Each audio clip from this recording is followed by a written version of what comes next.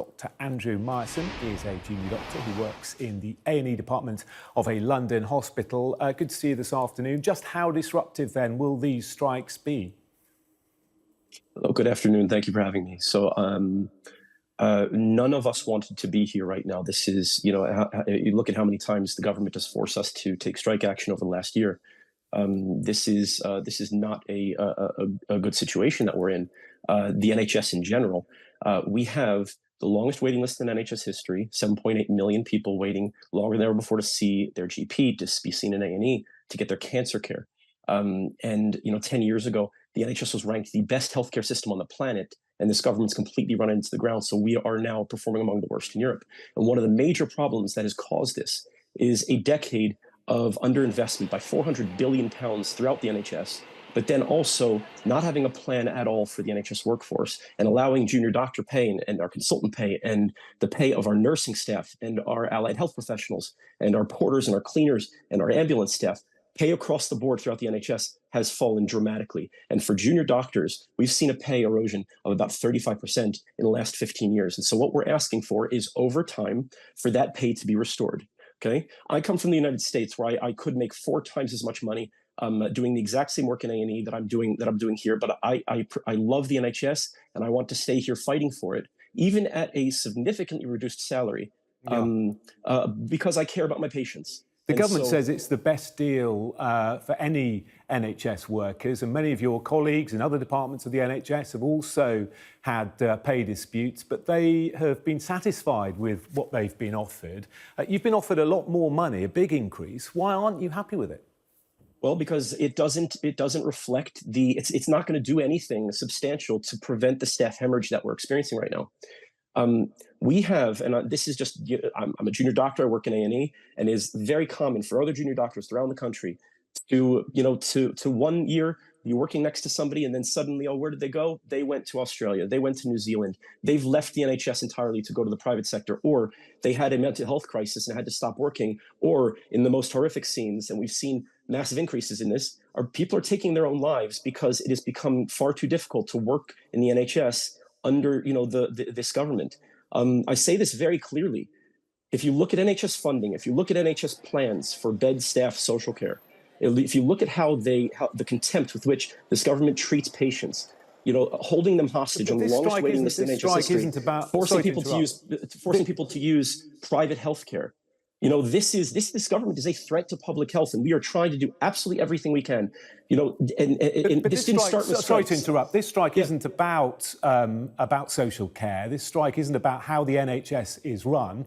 This strike is about your pay and wanting more money. If you want to strike about those other things, then that's fair enough, or you campaign on behalf of the opposition, or you make your point at a general election. This is about pay, isn't it? This is a pay dispute for the BMA. This is absolutely a pay dispute, but it is about a lot more than that. And so, yes, we've lost 35% of our pay in the last 15 years. That needs to be restored, not immediately. We don't need that to be done immediately. We need a government that recognizes that it is a major problem when the vast majority of the NHS workforce is voting to go on strike. They need to sit down with us. They need to offer a pay deal that will keep staff working here. We need doctors working in this country. We need nurses. We need allied health professionals. And people are not taking those jobs. We have 150,000 vacancies in the NHS, double that in social care. And unless we address the root causes of that with pay, with conditions, with improved service, with a government that actually cares about patients and staff and wants to improve the healthcare system, because it's all related, then we're not going to get anywhere, and patients are going to continue to be harmed. The government has the power right now to say, you know what, we don't want a strike. We value the labor of the NHS workforce. Let's come back to the table. We're going to offer you a reasonable deal to make sure that your pay can be restored over a number of years. And we'd be happy with that. And we would get back to work. I had a shift this morning at 8 o'clock, and I wanted to be there. This is a terrible time of the year for the NHS. We have, winter crisis after winter crisis, and the government just does nothing to solve these major problems from funding, bed, staff, and social care. Well, the Prime Minister, not the Prime Minister, apologies, the Secretary of State, Victoria Atkins, says that she's prepared to come back to the table. She says her door is open. Why don't you do that rather than putting elderly people and vulnerable people at a huge amount of risk over Christmas? Age UK extremely concern, particularly that many elderly people will be stuck in hospital, won't be able to go home because there's no doctor to sign them out. Those patients, I feel, my heart breaks for them. But those patients are stuck in hospital. They're stuck at home waiting for an ambulance. They're stuck waiting in A&E. They're stuck waiting in hospital for days on non-strike days.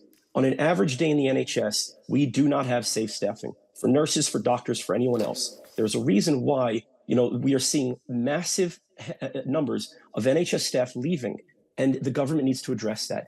I am absolutely certain. I'm a rank and file member of the BMA. I'm not on the negotiating team, but I have full faith in my union to negotiate on our behalf.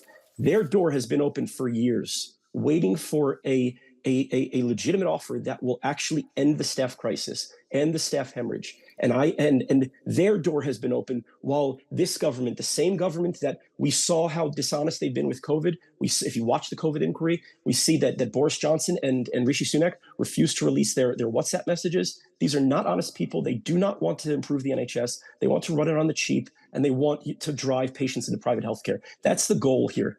And so, if we do nothing, then you're going to see a future where there are not going to be any doctors and nurses left working in the NHS. We are going to be forced out of the system, and then you're going to have an Americanized, privatized system that patients are going to have to pay for their care, and that is a horror show that I've lived through personally. And so that's why I'm fighting for this. That's why I firmly support the junior doctors here. We're not asking for, I could go back to the States and make 4 times as much money. We're not asking for American salaries here. We understand that in a publicly funded NHS, our pay is going to be significantly reduced from other private systems. And we're okay with that, provided that the government doesn't take advantage of us and take advantage of our labor. And so after 13 years of this, we've had enough. We're standing up for ourselves, we're standing up for our patients, and we're standing up for the NHS.